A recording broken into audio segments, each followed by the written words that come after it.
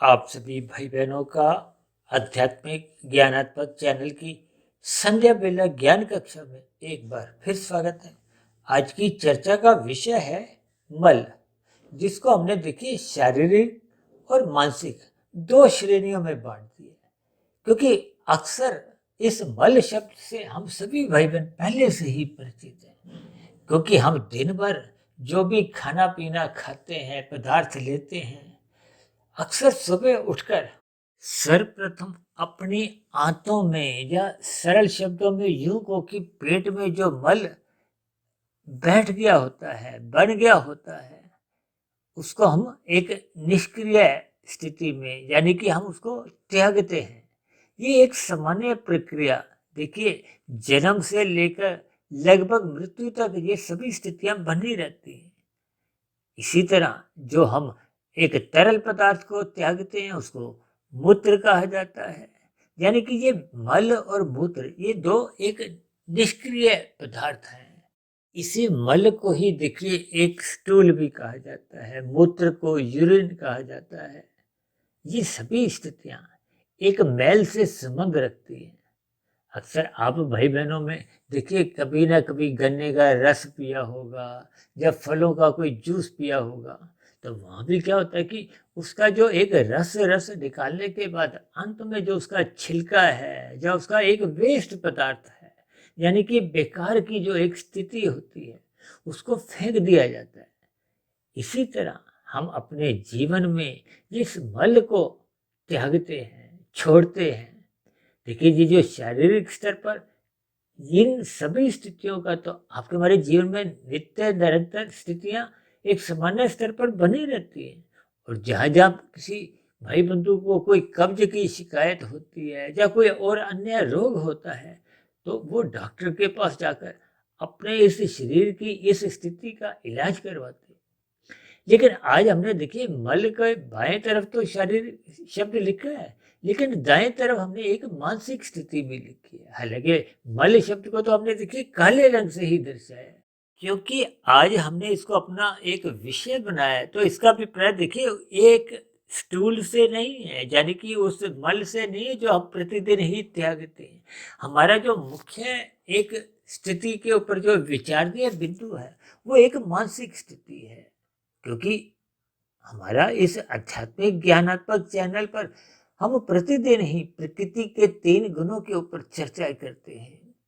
और शाम को संध्या बेला ज्ञान कक्षा में जब कुछ हम साधारण विषय भौतिक स्तर के भी लेते हैं, उनका भी संबंध हम किसी न किसी प्रकार से शास्त्रों की सैद्धांतिक बातें, यानी कि ये जो प्रकृति के 3 गुण हैं, तमोगुण, रजोगुण और सत्वगुण की स्थितियों पर प्रकाश डालते हैं, ताकि आपके हमारे जो 3 शरीर हैं, स्थूल शरीर, सूक्ष्म शरीर और कारण शरीर, इन सभी स्थितियों का भी आपको में संबंध समझ में आ जाए।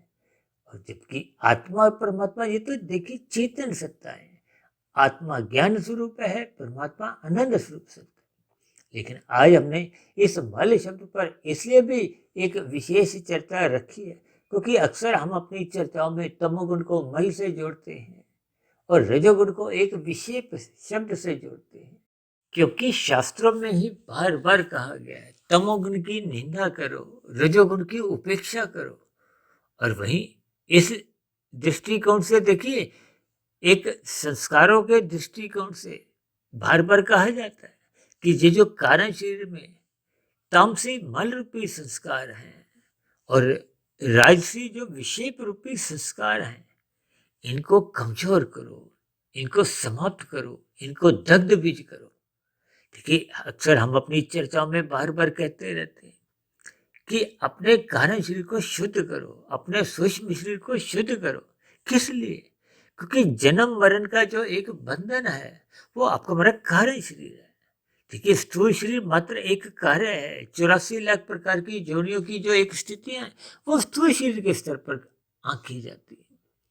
आपका हमारा स्थूल शरीर जैसे ही मृत्यु को प्राप्त होता है, तो कार्य शरीर में कर्माशय संस्कारों की जैसी जैसी स्थितियां होती हैं, उसके आधार पे ही अगली जोनि का निर्धारण होता है। क्योंकि आज हमने देखिए मल की 2 स्थितियां लिखी हैं। अब शारीरिक मल से हम सभी भाई बहन अच्छी तरह परिचित हैं। ये जो मानसिक स्थितियां हैं, जैसे हम कहते हैं ना, मन के विकार, काम, क्रोध, लोभ, मोह, अहंकार, ये सभी स्थितियां देखिए मानसिक मल के समान है। ये स्थितियां जब जब आपका एक विकराल रूप धारण करने लगती है तो आपका हमारा व्यवहार बिगड़ने लगता है। उस बिगड़े हुए विकारों के कारण ही आपके हमारे जीवन में कब कितने पाप कर्म होने लगते हैं, मनुष्य को इसका बोध नहीं होता। अभी कुछ देर पहले ही हमने एक वीडियो ब्रेकिंग आध्यात्मिक न्यूज में बनाया था कि अक्सर किशोर अवस्था में, युवा अवस्था में एक साधारण मनुष्य जल्दबाजी में होता है। जल्दबाजी किस बात की? कि वो मनुष्य रजोगुण और तमोगुण को ही बढ़ाता रहता है। अब देखिए 4 पुरुषार्थ हैं, धर्म, अर्थ, काम, मोक्ष। अर्थ और काम, देखिए अर्थ को तमोगुण से जोड़ा जाता है, काम को रजोगुण से जोड़ा जाता है।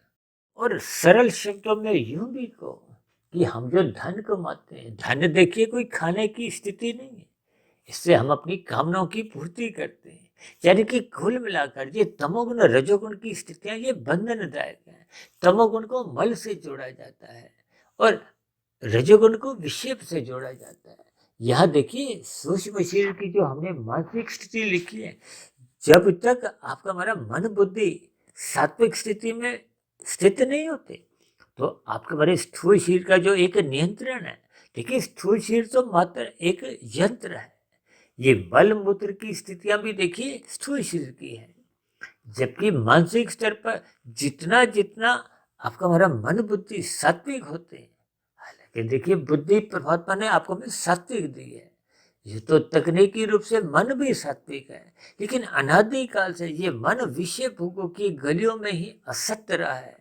और मनुष्य जोनि पाकर आपको में एक अवसर मिलता है कि हम अपने शारीरिक और मानसिक, देखिए शारीरिक मल तो हम प्रतिदिन ही त्यागते आए हैं, लेकिन हम मानसिक मल पर ध्यान नहीं देते, हम सत्संग नहीं करते, क्योंकि बिना सत्संग किए, बिना सत्वगुण का संग किए, ये मानसिक मल जो कि एक काम, क्रोध, लोभ, मोह, अहंकार रूपी आपके हमारे जीवन में एक विकराल रूप में, एक राक्षस रूप में आते रहते हैं। ये तूफानी वेग से आते हैं, जिसके फलस्वरूप आपके हमारे स्थूल शरीर के स्तर पर कब कितने पाप कर्म होते रहते हैं, मनुष्य को इसका बोध नहीं होता। ये जो समाज में बलात्कार जैसी, हत्या जैसी जो जघन्य अपराध है, ऐसे जघन्य अपराधों को देखिए करने वाले मनुष्य बहुत गहरे तल पर नीचे तमोगुणी जोनियों में एक लंबे समय तक भटकाव में रहते हैं, दुख भोगते हैं।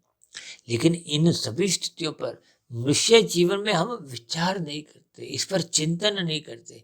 इसलिए तो शास्त्रों में बार बार कहा जाता है कि सत्संग करो, और सत्संग भी देखिए श्रद्धा पूर्वक करो, क्योंकि श्रद्धा पूर्वक सत्संग होने से ही उस पर चिंतन मनन होता है। जब चिंतन मनन की स्थितियां हम ब्रह्म मुहूर्त में करने लगते हैं तो आपके हमारी जो एक मनोरोग की स्थितियां हैं, यानी कि ये जो विकारों की स्थितियां हैं, इसी को कभी कभी देखिए ये जो विकराल रूप धारण करती है, तो ये अवसाद की स्थितियां, जिसको कहते हैं ना डिप्रेशन में ये मनुष्य चले गए, तो ये सभी स्थितियां आपके हमारे जीवन में भटकाव लाती हैं, अंधविश्वासों में आपको में धकेलती हैं। यानी कि जब जब सत्वगुण कमजोर होने लगता है, मनुष्य सत्संग नहीं करता, गुरु के प्रवचनों को सुनता नहीं है, शास्त्रों को पढ़ता नहीं है, तो फिर ऐसी स्थितियों में आपके हमारे मानसिक विकार कहो, मल कहो, ये निरंतर बने रहते हैं, जिसके फलस्वरूप आपके हमारे स्थूल शरीर के स्तर पर पाप कर्म सहज ही होने लगते हैं। और ये किए गए पाप कर्म आपका हमारा कर्माशय भी बिगाड़ते हैं और आपके हमारे बुरे संस्कार भी बनाते हैं, जो मनुष्य की मरने के बाद अधोगति की स्थितियां उत्पन्न करने में एक मूलभूत आधार बनते हैं। इसलिए हम सभी भाई बहनों को जितना ध्यान हम देखिए शारीरिक मल पर देखते हैं, उससे अधिक ध्यान आपको हमें अपने मानसिक मल पर देना होगा। इन विकारों को सत्संग के लगाम से नियंत्रण में रखना चाहिए। और जैसे जैसे आपका हमारा सत्संग श्रद्धा पूर्वक होते हुए ये मनन की स्थिति, शोध की स्थिति में पहुंचता जाता है, फिर शोध निरंतर आगे बढ़ता बढ़ता ये कारण शरीर में शुभ संस्कार रूप में एक अपना विशेष स्थान बना लेता है। तो फिर ऐसी स्थिति विशेष में वो जो पहले के बुरे संस्कार कार्य शरीर में बने हुए थे, जिनके फलस्वरूप आपके हमारे जो मानसिक रोग हैं, विकार हैं, वो एक विकराल रूप में नाचते थे, उन पर फिर अंकुश आ जाता है, क्योंकि कारण शरीर में जब वो बुरे संस्कार दग्ध बीज होने लगते हैं तो फिर मन बुद्धि में किसी भी प्रकार का विकार को हो, बुरे फुरने को, वो उठते ही नहीं है, जिसके फलस्वरूप स्थूल शरीर के स्तर पर पाप होने का प्रश्न ही नहीं होता। तो ऐसी सभी शुभ स्थितियां हम सभी भाई बहनों के कारण शरीर में तभी बन पाती हैं जब मनुष्य श्रद्धा पूर्वक सत्संग करता है, उस किए गए सत्संग पर मनन चिंतन शोध की स्थिति निरंतर ब्रह्म मुहूर्त में करता रहता है, जिसके फलस्वरूप आपके हमारे कारण शरीर में शुद्धिकरण की स्थितियां बनने लगती हैं, बुरे संस्कार जलने लगते हैं, शुभ संस्कार बनने लगते हैं, जिसके फलस्वरूप आपकी हमारी आत्मा पर जो एक मल रूपी तामसी स्थितियों का या राशि स्थितियों का जो एक विषय रूपी परछाई थी, वो सहज ही हटने लगती है, आत्मा अपने मूल स्वरूप में लौटने लगती है, जिसके फलस्वरूप आपको में परमात्मा के आनंद की झलकें मिलने लगती है। तो ऐसी सभी शुभ स्थितियां हम सभी भाई बहनों के जीवन में भी निरंतर बनती जाएं। इन्हीं शुभ कामनाओं के साथ आज की चर्चा विशेष को यही विश्राम देते हैं। कल सुबह फिर मिलते हैं ब्रह्म मुहूर्त ज्ञान उपदेश कक्षा में। तब तक आप अपने आध्यात्मिक मित्र सुधीर भाटिया फकीर को इजाजत दें। आप सभी भाई बहनों को बहुत बहुत शुभ रात्रि और सुबह ब्रह्म मुहूर्त में उठने के लिए मेरी ओर से बहुत बहुत शुभकामनाएं। फिर भी चर्चा संबंधित आपके मन में कोई प्रश्न उठ रहा हो, कोई मेरी ही कही गई बातों पर आपको किसी प्रकार की कोई आपत्ति हो, तो आपके प्रश्नों का, आपके सुझावों का और आपकी शिकायतों का नीचे दिए गए कमेंट्स बॉक्स पर सदा ही स्वागत है। इस चर्चा विशेष को ध्यानपूर्वक सुनने के लिए आप सभी भाई बहनों का बहुत बहुत धन्यवाद।